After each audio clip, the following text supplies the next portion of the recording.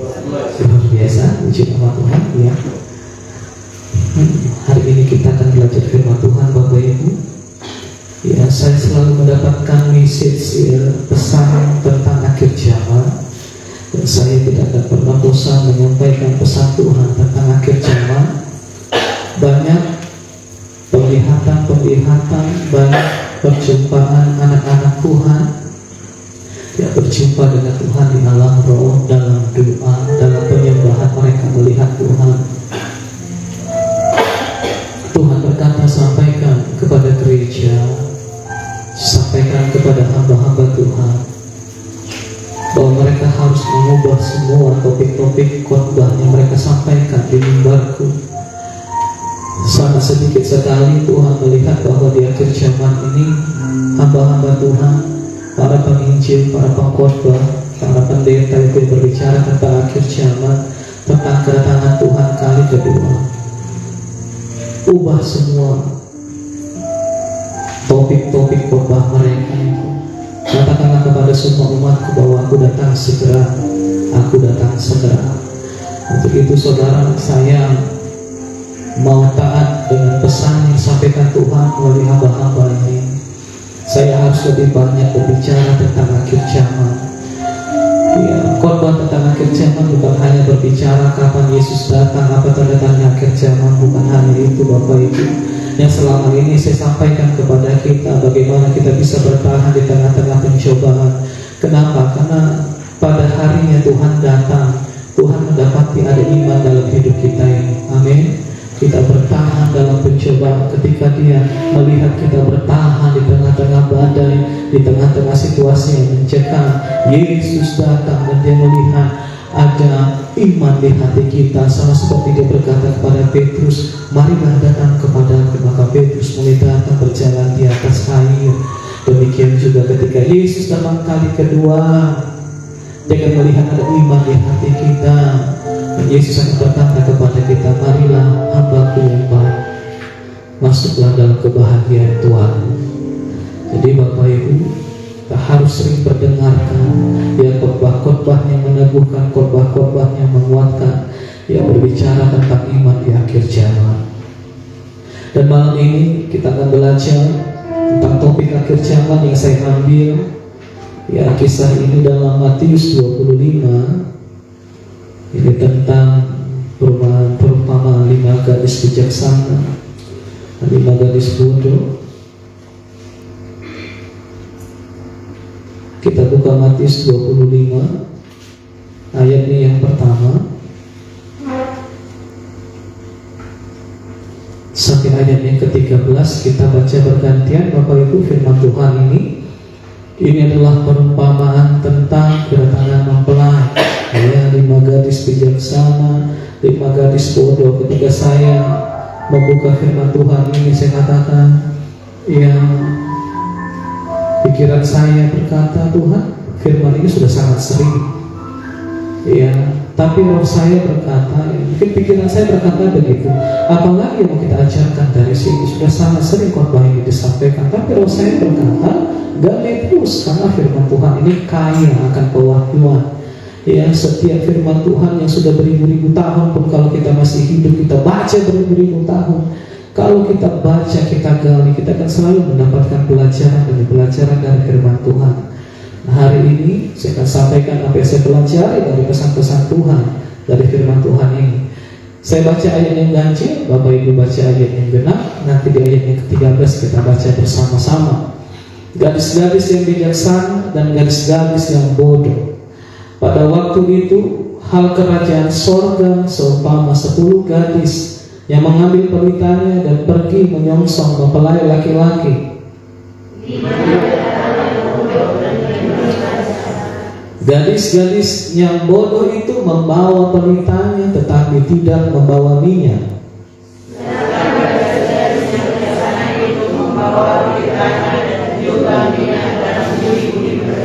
Tetapi karena mempelai itu lama tidak datang-datang juga, mengantuklah mereka semua lalu tertidur. Waktu tengah malam terdengar suara orang berseru, mempelai datang, songsonglah dia. Gadis-gadis itu pun bangun semuanya lalu membereskan pelitanya.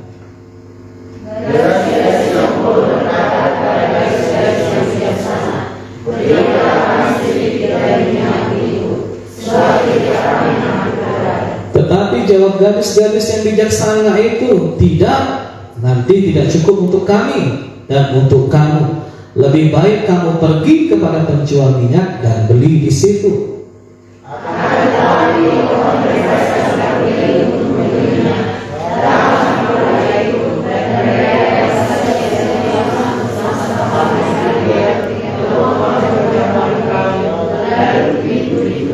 Kemudian datang juga gadis-gadis yang lain itu dan berkata, Tuan, Tuan, bukakanlah kami pintu.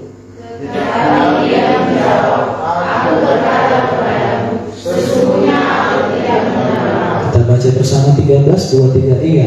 Karena itu berjaga-jagalah, sebab kamu tidak tahu. Ya, katakan amin. Kita bahas dulu di ayat 1, Bapak Ibu. Pada waktu itu hal kerajaan sorga seumpama 10 gadis yang mengambil pelitanya dan pergi menyongsong mempelai laki-laki. Dan saya mulai tertarik menggarisbawahi ada 2 kata di sini.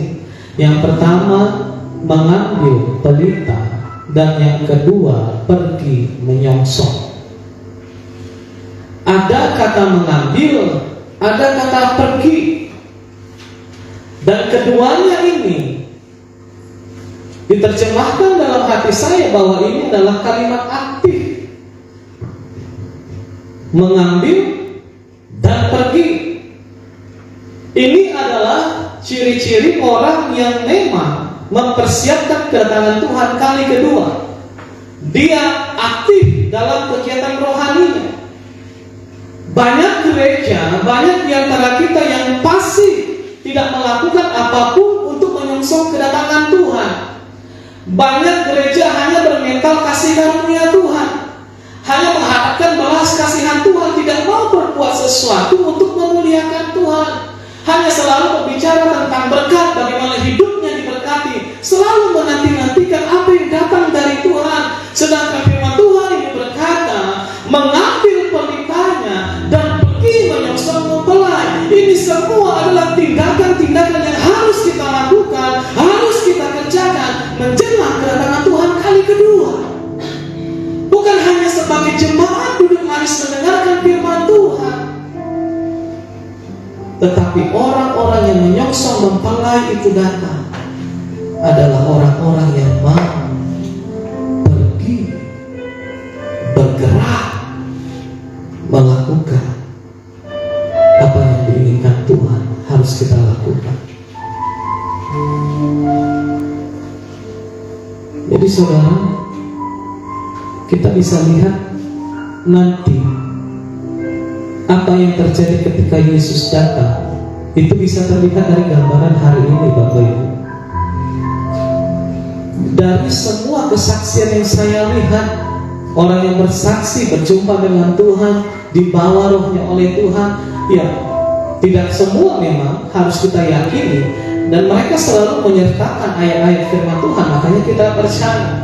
Dan semua hampir sama mendapatkan pesan yang sama dari Tuhan, bahwa hanya sedikit yang terangkat. Dan kalau kita melihat kehadiran di gereja-gereja, kita bisa melihat lebih sedikit yang hadir daripada jemaat yang terdaftar. Itu masih dibandingkan dengan gereja. Belum lagi orang yang hadir di gereja dibandingkan dengan orang yang ada di dunia ini. Jadi kalau hari demi hari kita buat ibadah dan memang hanya sedikit yang hadir, ini adalah gambaran jumlah orang-orang yang akan terangkat ketika Yesus datang. Yesus berkata bahwa jumlahnya sangat sedikit sekali, sama seperti kita yang hadir malam ini.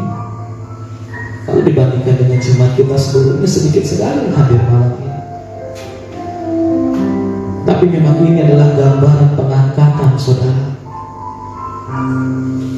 Untuk itu kita persiapkan diri kita. Jangan kita bermental kasih karunia Tuhan. Kita hanya mengharapkan belas kasih Tuhan. Mari kita mengambil pelita. Mari kita pergi menyongsong mempelai laki itu. Mari kita melakukan sebuah tindakan iman untuk menyatakan kita siap untuk menyongsong kedatangan Tuhan yang kali kedua. Amin Bapak Ibu. Jangan hanya bermental menunggu Tuhan memberkati kita. Gadis ini, ke-10 gadis ini, semua mereka punya mental untuk menyambut kedatangan Tuhan. Nah, bagaimana dengan kita? Apakah kita yang ada di gereja GBI Sumur Yakub ini, semua jemaat yang ada di gereja ini mempunyai mental untuk menyambut kedatangan Tuhan? Atau ya kalau datang, datanglah Tuhan.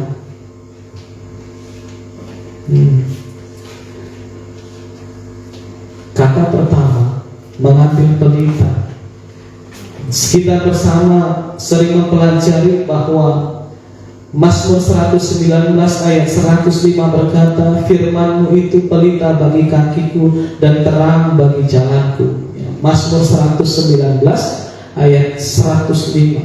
Firman-Mu itu pelita bagi kakiku dan terang bagi jalanku. Firman Tuhan adalah pelita. Wanita-wanita ini mengambil pelita. Ini adalah gambaran anak-anak Tuhan yang sedang mengambil firman Tuhan. Jadi ada kata mengambil, ada tindakan aktif untuk berhubungan dengan firman Tuhan. Makanya banyak sekali gereja yang diisi oleh orang-orang yang hanya ingin mendengar. Saudara, mendengar itu ya bisa saja aktif, tapi lebih pada pasif. Kalau kita ingin membangun dengan hubungan dengan firman Tuhan, maka harus ada kegerakan secara aktif. Dengan cara apa? Bukan hanya mendengar, tetapi mari kita membaca, tetapi mari kita merenungkan, tetapi mari kita melakukan firman itu. Itu artinya kita sedang mengambil pelita itu. Ini adalah gaya-gaya atau gaya hidup orang-orang yang hidup di akhir zaman, membangun hubungan dengan firman, hubungan yang aktif, bukan hubungan yang menerima, tetapi hubungan yang mencari. Saudara datang ke tempat ini malam ini adalah tindakan iman saudara untuk membangun hubungan dengan firman itu. Dan saya percaya pelitamu sedang menyala malam ini Bapak Ibu. Pelitamu sedang menyala. Kita bangun hubungan kita dengan firman. Kita dengar, kita baca, kita renungkan itu, lalu kita lakukan firman itu. Itu artinya mengambil pelita itu.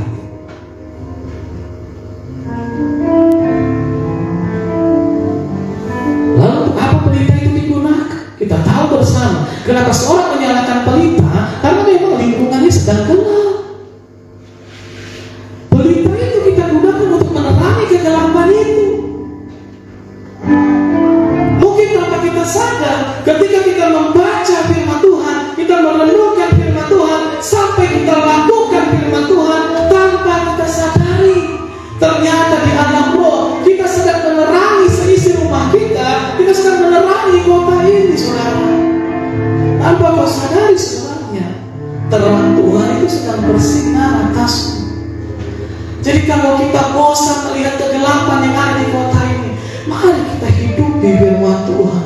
Dengan cara itu kita sedang mengambil pelita itu. Kita gunakan untuk menerangi jalan-jalan kita yang gelap, menerangi keluarga kita yang gelap, menerangi kota kita yang gelap, menerangi bangsa kita yang gelap ini. Saudara, bangun hubungan yang aktif dengan firman Tuhan. Mengambil pelita, mengambil firman. Ya, gali firman, raih firman, ambil firman sampai dapat pengertian. Itu mengambil pelita, saudara. Pelita yang pertama adalah firman Tuhan. Dalam 2 Samuel 22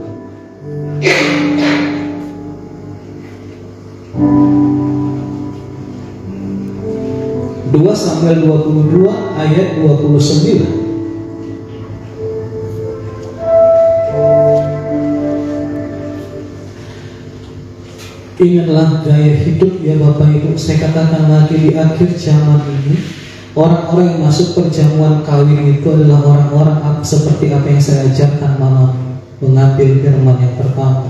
Yang kedua, kita baca firman Tuhan ini. 2, 3, iya.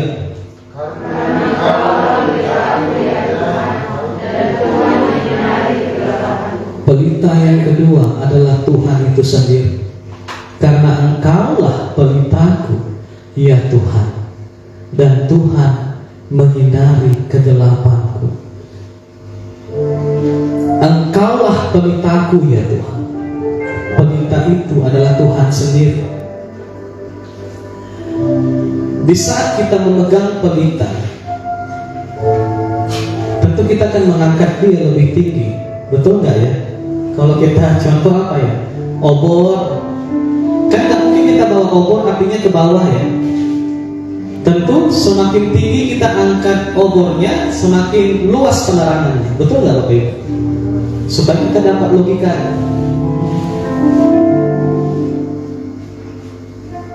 Ketika yang dimaksud dengan pelita itu adalah Tuhan. Ketika kita angkat Tuhan jauh di atas kita, tinggi di atas kita, maka yang terjadi adalah kita sedang menyinari kegelapan yang ada di sekitar kita. Bagaimana caranya kita membuat Tuhan ada di atas kita untuk menerangi lebih luas yang ada di sekitar kita? Dengan meninggikan Tuhan, dengan memuji Tuhan, dengan mengagung-agungkan Tuhan. Orang yang suka menyembah, yang gaya hidupnya adalah menyembah Tuhan, adalah orang-orang yang sedang menyinari kegelapan di sekitar. Ini adalah tindakan yang harus dilakukan orang-orang yang sedang menanti-nantikan kedatangan Tuhan kali ini. Makanya saya katakan kita gak bisa hanya pasif, hanya menerima kasih karunia Tuhan, hanya ingin diberkati Tuhan. Itu yang dialami 5 gadis bodoh. Punya mental hanya ingin menerima berkat dari Tuhan, gak masuk Bapak Ibu, gak masuk. Ini pesannya sangat serius malam ini. Siapa tahu Tuhan datang sangat-sangat dekat waktu. Semua sambil menangis mengatakan, bertobatlah, bertobat, Tuhan mau datang, bertobat. Orang yang mengambil pelita untuk menyongsong kedatangan anak manusia itu adalah orang-orang yang punya gaya hidup memuji dan menyembah Tuhan. Saudara, memuji dan menyembah Tuhan. Jangan heran kalau iblis ingin mengganggu penyembahanmu. Dia gak suka kita selamat. Jangan heran kalau iblis ingin menghalang-halangi penyembahan. Jangan heran kalau iblis ingin merusak penyembahan. Jangan heran kalau iblis ingin menghentikan engkau untuk menyembah. Jangan heran, karena di akhir zaman ini orang yang tidak lagi menyembah Tuhan, dia tidak akan diangkat oleh Tuhan. Yang mengerti katakan amin. Saya tegas mengatakan ini saudara, orang yang berhenti menyembah Tuhan hari ini, jangan harap dia akan diangkat oleh Tuhan. Sekalipun di gereja, sekalipun di gereja. Ini serius saudara. Saya nggak tahu lagi harus bagaimana menyampaikan. Ini sangat serius. Orang yang tidak punya hubungan dengan firman Tuhan, yang hanya mau dicekoki firman Tuhan secara pasif, mendengarkan khotbah-khotbah tanpa mau mengambil firman itu sendiri, jangan harap dia masuk dalam perjamuan. Saya berdoa kita yang ada di sini malam ini adalah orang-orang yang terhitung, orang-orang yang suka menyembah Tuhan. Dan kalau sebentar lagi Tuhan datang, malam ini Tuhan datang, saya percaya tempat ini akan kosong semua. Amin. Halo, amin. Atau masih ada yang mau tinggal? Belum puas di bumi? Belum puas saudara? Terus saya udah puas. Puas tak puas pun pokoknya kalau udah waktunya udahlah, kembali aja dah. Iya, kita harus mengangkat pelita itu tinggi, mengangkat Yesus tinggi. Itu pengertian yang saya dapatkan ketika ya, mempelajari firman Tuhan ini. Jadi ketika kita meninggikan Yesus, kita mengangkat obor itu, kita mengangkat pelita itu, maka orang-orang yang ada di kegelapan mulai melihat terang yang kita junjung itu, Bapak Ibu. Kok di sana ada terang, kok ada obor? Mereka mulai mendekati. Oh, ternyata si Anu sedang pegang pelita. Si Anu sedang membawa obor. Orang bisa melihat obor itu. Nah, kalau memang pelita itu adalah Tuhan itu sendiri, hari ini saudara harus benar bahwa ketika kita menyembah, memuji Tuhan, meninggikan Tuhan, orang mulai melihat bahwa ada Tuhan di sana. Itu adalah pelita yang kita angkat. Orang bisa melihat pelita. Bagaimana orang yang tidak mengenal Tuhan, yang sudah tinggal dalam kegelapan, bisa datang kepada Tuhan? Salah satu caranya ketika kita menyembah Tuhan, Bapak Ibu. Ketika kita meninggikan Tuhan dalam hidup kita ini, maka orang mulai melihat kehadiran Tuhan. Dan banyak orang akan datang kepada terang itu. Yang mengerti katakan amin. Jangan lelah, saudara. Terus kerjakan keselamatan. Lakukan bagian. Pujilah Tuhan. Tinggikanlah Tuhan setinggi-tinggi. Maka orang-orang di sekitarmu akan melihat Tuhan di sana. Nah, saudara kan, ketika kita mengangkat terang itu kan bukan hanya obor itu terlihat, wajah kita pun terlihat juga kan. Artinya Tuhan melihat, orang melihat Tuhan melalui kita. Obor, pelita, dan kita sama-sama terlihat. Tuhan dan kita sama-sama terlihat. Artinya orang bisa melihat Tuhan melalui hidupmu dan hidupku. Ini pentingnya. Kalau saudara tidak kerjakan ini, hanya berpikir tentang keselamatan sendiri, lupakan impian kita diangkat oleh Tuhan. Mungkin kita akan diproses lebih lagi di Antikristus. Lebih bagus saya keras hari ini dengan firman Tuhan ini daripada berleha-leha memberikan firman Tuhan tentang berkat dengan berkat. Karena tanpa minta berkat pun sebenarnya Tuhan pasti memberkati kita. Itu udah pasti, dan dia bukan Tuhan yang pelik. Dan Tuhan yang luar biasa baik. Amin, saudara. Sudah mengerti firman Tuhan, saya dapatkan. Saya pikir firman Tuhan itu itu aja ya gitu. Nyata ketika kita taat gali firman Tuhan, banyak pesan yang belum tersampaikan dari zaman-zaman dahulu sampai sekarang. Karena Kaulah pelitaku ya Tuhan, dan Tuhan menyinari kegelapanku. Tuhan bisa melihat, orang bisa melihat Tuhan dari kehidupan kita. Kalau Tuhan tidak bisa melihat, kalau orang tidak bisa melihat Tuhan dari kehidupan kita, sekali lagi Bapak Ibu tolong diingat, kalau orang tidak bisa melihat Tuhan lewat kehidupan kita, kita ini tergolong orang-orang yang bodoh. Yang mengerti katakan amin. Katakan samping kanan kirinya, jangan bodoh edah, jangan bodoh lain bilang.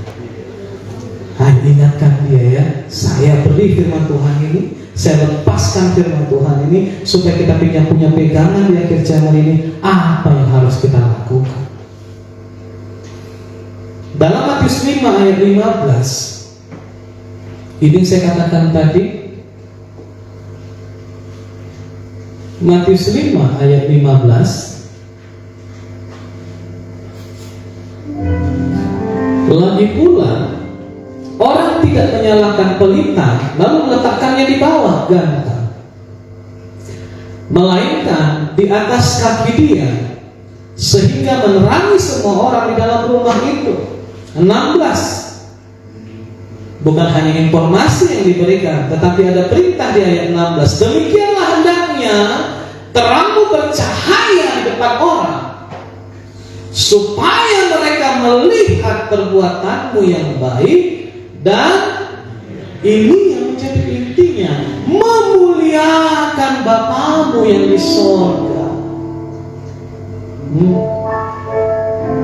Jadi tidak ada tindakan pasif di sini. Yang hanya melihat orang bawa pelita, nggak ada itu diterangkan di sini. Inilah kehidupan orang-orang yang bijaksana. Yang selamat itu adalah orang-orang yang bijaksana.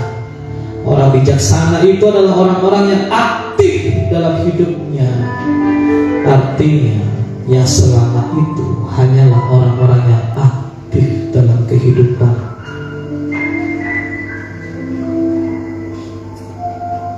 Pelajaran berikutnya yang saya dapatkan tentang firman Tuhan, di atas ganta, ya, bukan yang tadi, yang kedua tadi, meninggikan Tuhan setinggi-tingginya di atas kita.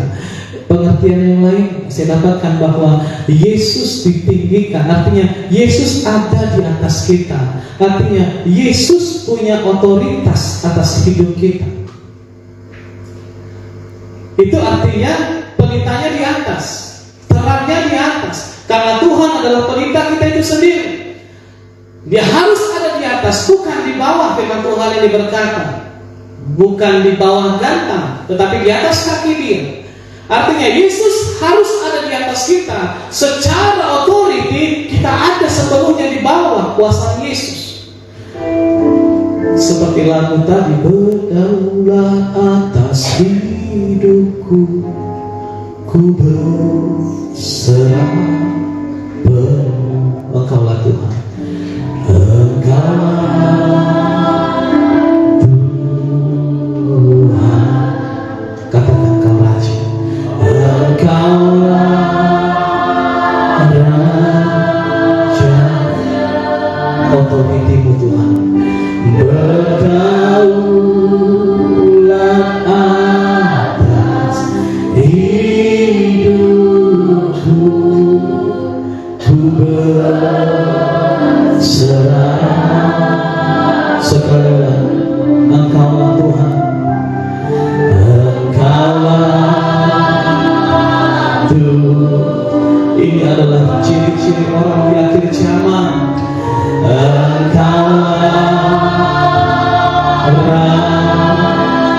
Kau punya otoritas atas hidup kami Tuhan. Berdaulat atas hidupku, ku berserah.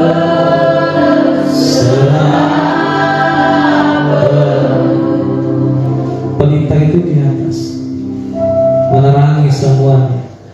Dia punya otoritas atas hidup kita yang ada di bawah. Sama seperti atasan kepada bawahan. Apa cirinya bahwa bawahan ini ada di bawah otoritas atasannya? Salah satu cirinya adalah setiap apa yang dikatakan oleh atasannya kepada bawahannya ini, bawahan ini harus lakukan. Apa saja yang diperintahkan atasannya kepada bawahannya ini, bawahan ini harus melakukan semua yang dikatakan oleh atasannya. Itu otoriti, mengikat. Tidak bisa berbantah-bantahan. Kalau masih bisa berbantahan, artinya dia belum tunduk dalam otoritas tuannya. Sama seperti otoritas orang tua terhadap anaknya. Kalau memang anak tunduk kepada otoritas orang tuanya, apa saja dikatakan orang tuanya kepada anak ini, mereka harus lakukan tanpa berbantahan. Itu artinya tunduk pada otoritas. Sama seperti istri yang tunduk kepada suami. Suami punya otoritas kepada istri. Apa saja yang suami katakan, istri harus lakukan. Itu namanya otoriti. Ada di bawah otoritas. Kalau masih berbantah-bantahan, belum. Apa tandanya Tuhan berotoritas, berdaulat, berkuasa atas hidup kita? Apa saja yang Tuhan katakan harus kita lakukan. Yang mengerti katakan amin. Sejauh mana kita menghidupi semua firman Tuhan yang kita tahu. Kalau kita tidak pilih-pilih firman, yang ini Pak aku sanggup Pak, tapi kalau yang ini nanti dulu lah Pak. Saudara, kita nggak bisa pilih-pilih. Semua firman Tuhan adalah kebenaran, nilainya sama. Kebenaran di Kejadian itu bukan lebih rendah daripada kebenaran di kitab Wahyu. Semua firman dari Kejadian sampai Wahyu itu levelnya sama. Jadi nggak bisa kita pilih yang ini kita lakukan, yang ini tidak. Semua firman Tuhan harus kita hidupi, baik itu pahit, baik itu menyakitkan, semua harus dihidupi. Itu tandanya kita tunduk di bawah otoritas firman Tuhan. Tuhan di atas, kita di bawah. Lalu saudara mengerti?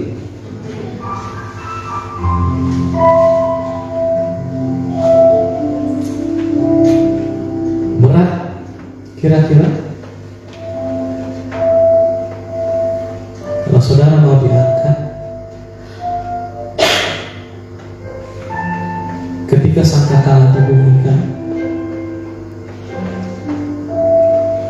kalau kita nggak punya gaya hidup seperti ini, maaf saudara,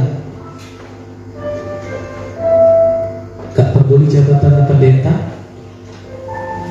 gak peduli jabatannya Epolus, kalau gak punya gaya hidup seperti ini, gak terangkat. Makanya Tuhan berkata sangat sedikit yang terangkat, sangat sedikit, sedikit sekali, saking sedikitnya yang terangkat sampai nangis semua. Mereka mendapatkan pesan Tuhan, kasihan sekali, banyak sekali. Bahkan di gereja tuh banyak orang yang menepuk-nepuk dadanya, yang mulai membentur-benturkan kepalanya, menyesal. Kenapa dari dulu aku tidak hidup seperti ini? Ya sudah, masuk antikristus. Hanya orang-orang yang bertahan di masa antikristus lah yang bisa diselamatkan. Sangat kejam masa itu, sangat mengerikan hidup pada masa antikristus. Saudara jangan punya mimpi bahwa kita akan punya iman yang besar untuk sanggup bertahan di antikristus. Tidak ada saja antikristus yang menyatakan dirinya saat ini, yang membakar-bakar gereja di tengah-tengah kita. Iman kita saja sudah mulai suam-suam. Apalagi kalau ada aniaya, kita mau bermimpi, kita sanggup lewatin masa itu. Jangan mimpi. Jangan sampai ada orang hamil, kata firman Tuhan kita Wahyu, ketika masa antikristus itu terjadi. Mengerikan sekali, aniaya yang luar biasa. Sampai orang Israel itu akan pergi ke gua-gua menyelamatkan diri. Kenapa itu ke gua-gua yang tidak ada sinyal internet? Kadang melalui satelit kita bisa dilacak semua keberadaan kita. Harus pergi ke tempat-tempat yang sangat terbuang supaya tidak ada jaringan internet di sana. Dengan zaman 5G, bentar lagi, ini adalah jaringan antikristus Bapak Ibu. Ini adalah jaringan yang luar biasa 5G ini. Orang bisa mengupload data sekian giga hanya hitungan detik, itu kecepatannya luar biasa. Jadi setiap orang itu posisinya pasti tertangkap. Setiap kita punya handphone, punya ponsel, sekalipun saudara buang baterainya, dia kondisi mati, itu akan menentukan di mana titik kita berada. Kenapa? Karena di dalam aplikasi handphone itu udah ada Google. Google itu kan kita isi tuh, isi email, isi data kita, nama. Nah itu terdaftar di handphonenya, tak perlu baterai. Sekalipun handphone kita mati, data dari Google ini bisa dideteksi dari satelit kita di mana berada. Jadi kalau kita sampai tertinggal, tidak diangkat, jangan harap saudara bisa pegang handphone dah. Nggak bisa, pasti ketahuan. Jangan ada yang namanya teknologi di sekitar hidup kita, pasti dapat. Dan kalau dapat, udah terima siksa sangkal Yesus. Mau pasang chip nggak? Sudah kalau itu. Bahkan kalau kita lompat dari gedung tinggi bunuh diri, nggak mati sih. Maut itu menjauh. Maut tidak akan membiarkan kita mati dengan mudah. Hanya satu yang bisa membuat kita mati, hanya dengan cara kepala dipenggal. Itu pasti mati. Pilihan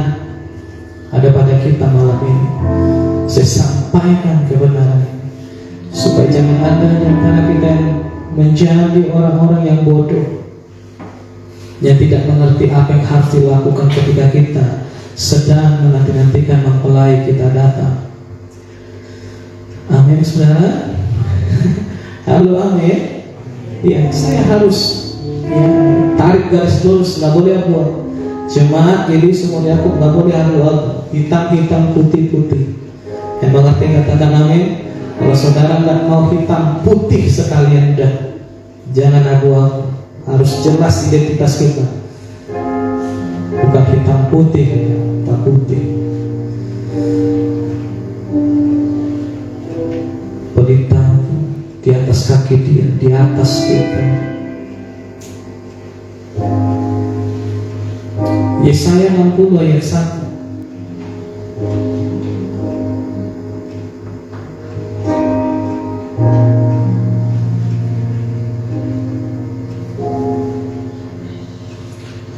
Bangkitlah menjadi terang, sebab terangmu datang dan kemuliaan Tuhan terbit atas. Di saat kita mengambil pelita itu, kita mengambil firman itu, kita membangun hubungan yang aktif dengan firman Tuhan, kita memuji-muji, menyembah Tuhan, meninggikan, mengagungkan nama Tuhan, dan kita meletakkan diri kita di bawah otoritas firman Tuhan. Apa saja yang firman Tuhan katakan, kita lakukan. Firman Tuhan ini berkata, terangmu datang dan kemuliaan Tuhan terbit atas. Kata terbit ini ditulis dengan kata zarak. Itu seperti matahari terbit. Jadi bukan hanya sinar yang redup, tapi orang-orang punya gaya hidup seperti orang-orang yang ke zaman ini, maka terangnya itu seperti terang matahari di waktu fajar pagi, itu sedang mengusir kegelapan. Terjemahan lain dari kata kemuliaan Tuhan terbit atasmu ditulis dengan kata Allah menyinari engkau dengan kemuliaan. Kemuliaan Tuhan terbit atasmu. Firman Tuhan ini juga dituliskan dengan kata Allah menyinari engkau dengan kemuliaan.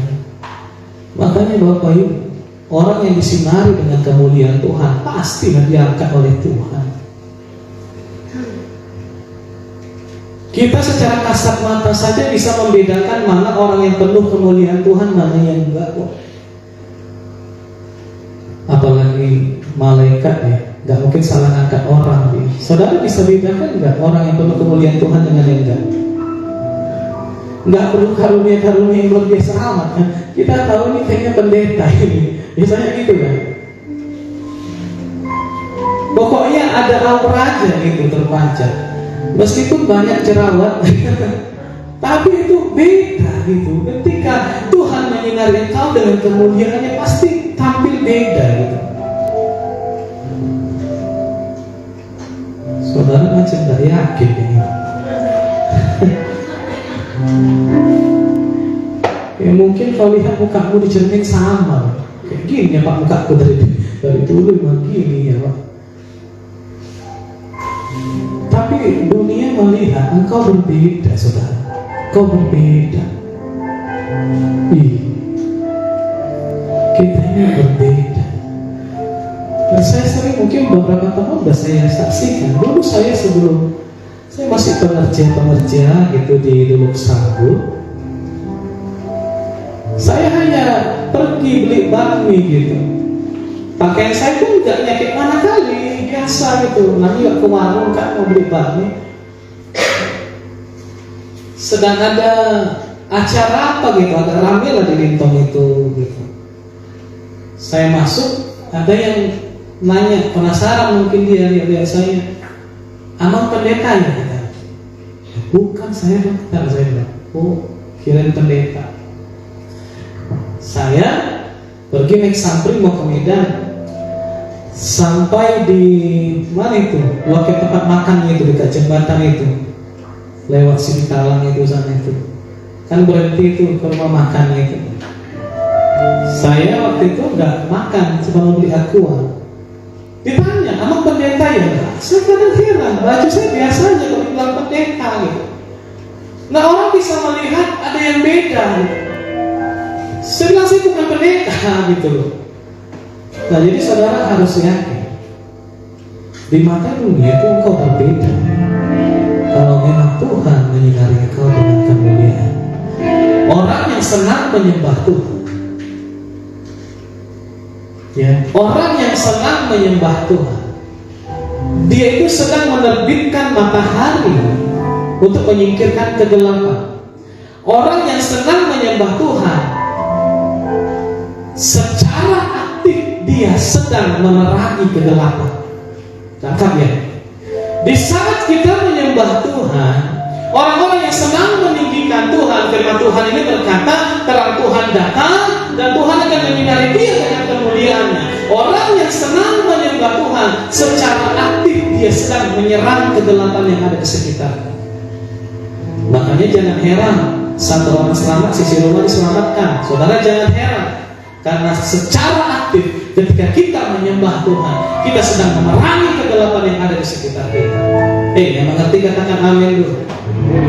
Kita memerangi kegelapan yang ada di si gaul-gaul. Kita menyembah di silaban ini. Kita sedang memerangi kegelapan yang ada di silaban ini. Jangan ragukan itu. Memang itu yang sedang terjadi saat kita menyembah. Kemuliaan Tuhan menyinari kau. Makanya iblis akan bersusah payah merusak penyembahan kita. Diganggunya usaha kita, gagal usaha kita dibuatnya supaya kita nggak nyembah Tuhan lagi. Dibuatnya kita sakit, udah berobat nggak sembuh-sembuh. Digagalkannya penyembahan kita nggak mau lagi nyembah Tuhan. Bahkan ada yang diberi kesuksesan secara instan. Berbeda saudara ya. Kesuksesan yang dari Tuhan itu pasti perlahan-lahan tapi naik. Kesuksesan yang bukan dari Tuhan itu biasanya instantly, sekejap. Kita kan, wah terkejut. Sampai saking suksesnya kita nggak punya lagi waktu untuk menyembah. Tapi kita nggak sadar bahwa akhirnya adalah penyembahan kita yang dirusak. Nah, kita pikir ini berkat dari Tuhan. Kalau ada berkat tanda kutip yang melimpah secara tiba-tiba, dan itu membuat hubungan kita dengan Tuhan, membuat penyembahan kita dengan Tuhan menjadi hancur, jangan-jangan itu bukan berkat. Saudara harus garis bawahi, itu bukan berkat. Itu adalah sarana yang dipakai iblis untuk menghancurkan penyembahan, supaya seisi rumahmu tidak diselamatkan. Yang mengerti katakan amin. Ya, saya buka ini semua supaya kita tangkap pesan Tuhan. Jadi jangan malas kita menyembah, seolah-olah kita sedang memintangi Tuhan dengan penyembahan kita, seolah-olah kita sedang berbuat baik kepada Tuhan kalau kita menyembah. Bukan. Di saat kita menyembah, meninggikan Tuhan, itu kita sedang menerangi kegelapan di sekitar kita. Di mana ada anak kita yang masih dalam kegelapan, ada suami kita yang masih dalam kegelapan, mereka perlu melihat jalan yang terang. Penyembahanmu bisa menerangi itu. Ketaatanmu dengan firman Tuhan bisa menerangi. Halo amin, saudara. Saudara masih mengikuti saya sampai di sini? Atau terlalu berat ini firman Tuhan ini? Kita harus bertumbuh dewasa, bertumbuh dewasa. Saat matahari terbit, begitulah orang-orang yang secara aktif membangun hubungan dengan firman Tuhan, dengan secara aktif memerangi kegelapan yang ada di sekitar kita. Hidup seperti inilah yang Tuhan inginkan bagi kita di akhir zaman ini. Jadi tidak cerita berkat dulu, tidak berbicara tentang kesembuhan dulu, tapi pertanyaannya, punya pelita kan? Bawa pelita kan? Menggunakan pelita itu enggak? Itu pertanyaan, bukan diberkati kan? Punya tanah berapa hektar? Berhasil berapa banyak? Bukan hanya berbicara itu, kehidupan yang kecaman ini, ya harus kita bertanyakan, kau punya pelita? Kau pegang pelita? Kau gunakan nggak pelita? Itu saudara. Mari tempatkan Tuhan di atas segala-galanya. Mari kita tempatkan Tuhan selalu ada di atas kita. Nah, karena kita ini kan orang Kristen ini gak pernah menempatkan Tuhan di atas. Buktinya kalau ada orang mau berbuat jahat, gak pernah lihat ke atas itu, gak pernah. Orang kalau mau berbuat jahat, nengoknya kemana? Ke kanan, kiri, depan, belakang, baru ambil.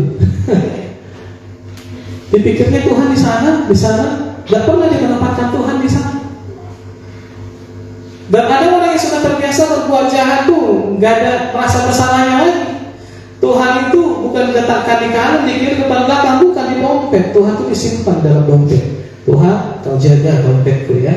Kalau kira-kira boleh kosong, Tuhan isi ya.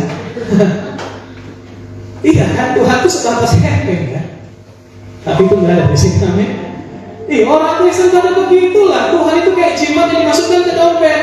Supaya apa? Tuhan bisa lihat dompet kita. Kalau mau kosong, Tuhan isi dong. Tidak selalu di atas. Mana ada orang membuat jahat tengok ke atas, dia pasti tertuduh langsung. Wah, Tuhan lihat. Pasti gak jadi itu. Gak pernah melihat ke atas, yakinlah.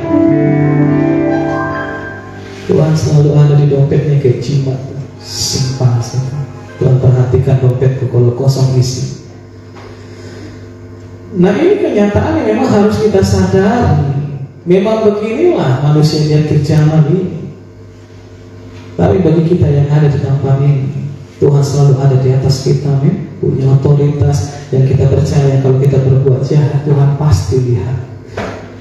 Jadi gak ada lagi yang pura-pura baik di depan orang, pura-pura manis di atas mimbar ini, seperti saya jago khotbah ini, tapi di belakang saya main-main. Berarti Tuhan belum ada di atas. Entah kemana lah Tuhan saya letakkan kalau begitu. Saudara belajar sesuatu. Kita kembali ke Matius 5. Sabar ya saudara, saya harus sampaikan. Manakala Tuhan datang besok, Tuhan datang bulan depan, saya tidak lagi dihakimi karena saya tunda-tunda ini. Pada waktu itu kerajaan surga seumpama 10 gadis yang mengambil pelitanya dan pergi.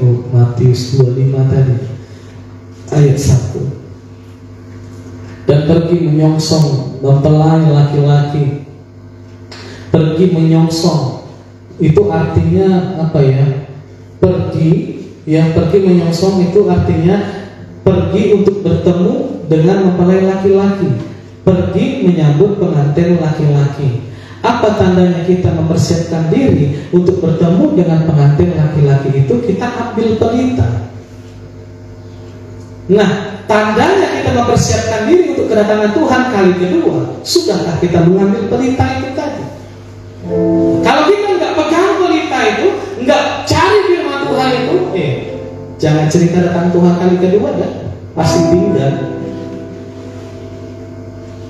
Itu tandanya kita mempersiapkan diri untuk bertemu dengan Tuhan. Kalau kita bawa pelita,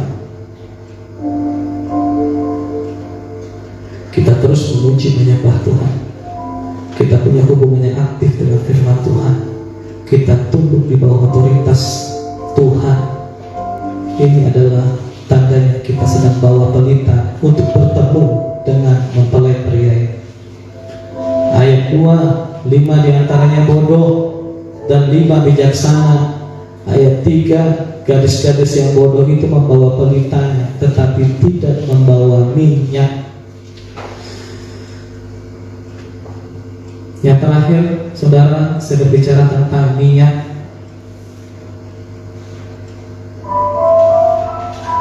Pelita boleh dibawa, tapi kalau nggak bawa minyak, itu namanya bodoh. Kita harus bawa pelita dan kita juga bawa minyak. Untuk apa minyak? Untuk membuat api tetap menyala. Untuk membuat api menyala lebih lama. Perlu minyak. supaya kita bisa terus bergairah mempelajari firman Tuhan. Enggak, kadang rajin, kadang enggak, kadang baca firman Tuhan, kadang enggak enggak seperti itu. Kalau punya yang namanya minyak, apapun yang terjadi, dia akan selalu bangun hubungan dengan firman Tuhan. Apapun yang terjadi, aku akan selalu menyembah Tuhan. Itu apinya terus menyala. Kenapa? Ada minyak. Apapun yang terjadi, aku akan tunduk kepada Tuhan. Kenapa? Ada minyak.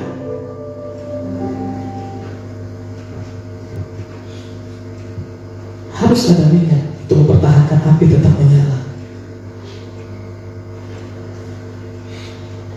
Saya pelajari bagaimana minyak bisa membuat api tetap menyala. Ada 4 hal penting sebenarnya, satu aja saya bahas. Ya, teorinya begini ya saudara. Dengar aja, ngerti kagak ngerti, pokoknya aminkan aja dah. Kandungan yang terkandung dalam minyak itu begini. Kenapa minyak ini kita bisa dipakai untuk terus membuat api menyala? Saya baca ya. Minyak biasanya mengandung hidrokarbon, entah ya, yang merupakan senyawa organik yang terdiri dari atom karbon dan hidrogen.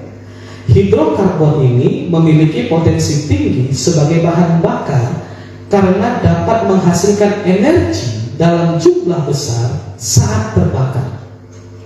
Oleh karena itu, minyak memiliki bahan bakar yang cukup tinggi untuk mempertahankan nyala api. Jadi itu, memiliki energi apa itu? Jadi ternyata kenapa orang kadang baca firman Tuhan, kadang enggak? Kenapa orang kadang semangat mendengarkan firman Tuhan, semangat melakukan firman Tuhan, kadang enggak? Ternyata energinya mulai melek, gitu. Energinya mulai turun. Bagaimana supaya kita bisa tetap menyembah walaupun cabai keriting? Kita perlu energi, gitu loh. Dan kalau kita berbicara tentang energi, hanya satu yang berbicara tentang energi, yaitu Roh Kudus, Bapak. Tetapi kamu akan menerima kuasa, tetapi kamu akan menerima energi, tetapi kamu akan menerima power, tetapi kamu akan menerima dunamis kalau Roh Kudus turun atas kamu. Ini menjadi kunci. Bagaimana supaya kita terus konsisten mengambil pelita, menyongsong mempelai laki-laki itu, terus menyediakan minyak itu yang bernama Roh Kudus, Bapak Ibu. Di akhir zaman ini, tanpa firman, tanpa Roh Kudus, siap-siap saudara akan diangkat. Tegas ya, itu rumusnya jelas. Tanpa firman dan Roh Kudus, saudara jangan punya mimpi untuk diangkat oleh Tuhan. Hanya Roh Kuduslah yang bisa memampukan kita untuk terus bertahan dalam segala hal. Kita perlu minyak energi untuk membuat api itu terus menyala, semangat itu terus berkobar. Itu hanya kuasa Roh Kudus, Bapak. Halo, amin. Makanya jangan heran ahli Taurat itu gak menjadi berkat. Dia tahu firman, tapi gak sanggup melakukan firman. Kenapa? Energinya habis. Di akhir zaman ini, orang-orang bijaksana itu dia mengambil pelita dan menyiapkan minyak sampai Tuhan datang kali kedua. Dan orang-orang seperti inilah yang akan masuk dalam perjamuan kali domba. Amin, saudara. Kiranya saudara berkati firman Tuhan ini, kita bangkit berdiri.